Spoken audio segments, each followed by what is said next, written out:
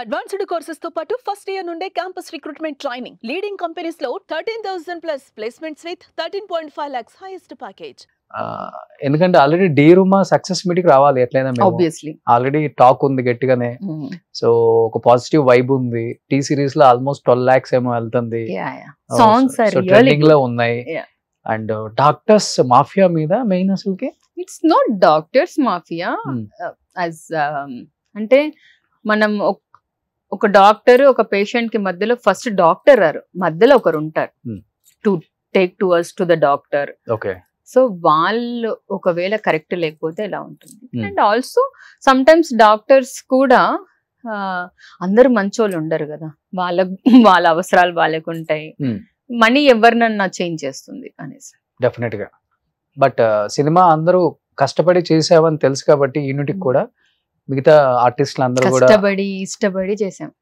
Remuneration wise చాలా flexible గా okay అమ్మా నువ్వు ఎంత అయితే అంత అని చెప్పి అందరు మిగతా ఆమని గారు కావచ్చు లేకపోతే కండ హీరోని పెట్టుకున్నారు కాబట్టి వీళ్ళంతా అలా ఫ్లెక్సిబుల్ గా ఉన్నారా లేకపోతే వాళ్ళు అందరూ అలా ఏమో నాకు తెలియదు కానీ బట్ వాళ్ళ రెమ్యునరేషన్ వాళ్ళు బయట ఎక్కువ తీసుకొని వచ్చాము.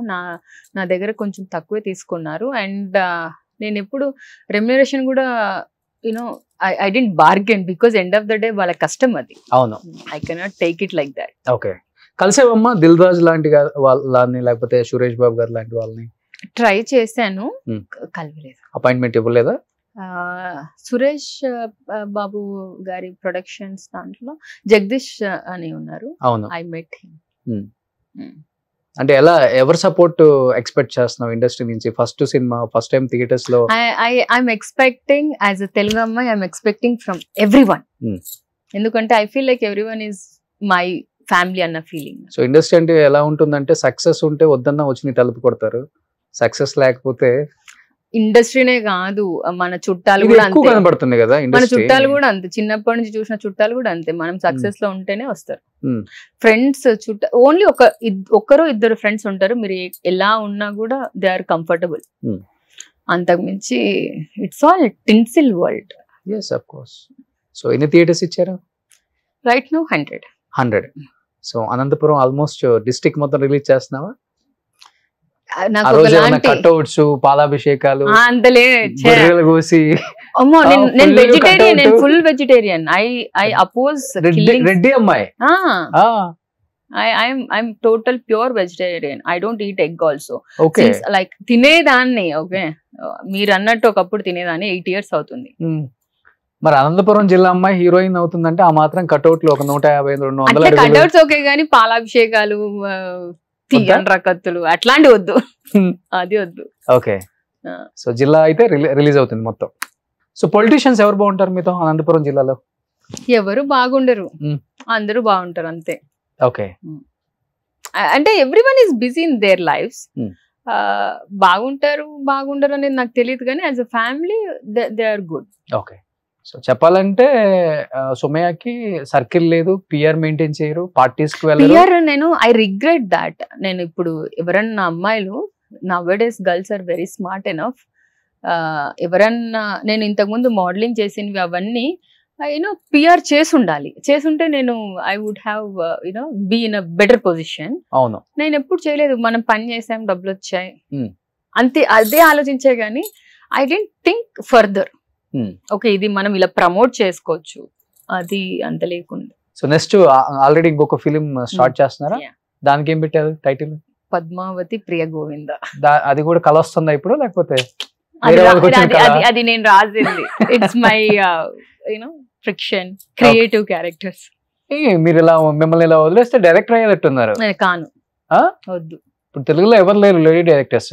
ఉన్నారుగా, ఎవరున్నారు? రెడ్డి గారు ఉన్నారు, నందిని రెడ్డి. అదే ఇప్పుడు అంటే యాక్టివ్ గా సినిమాలు తీయట్లేదు కదా.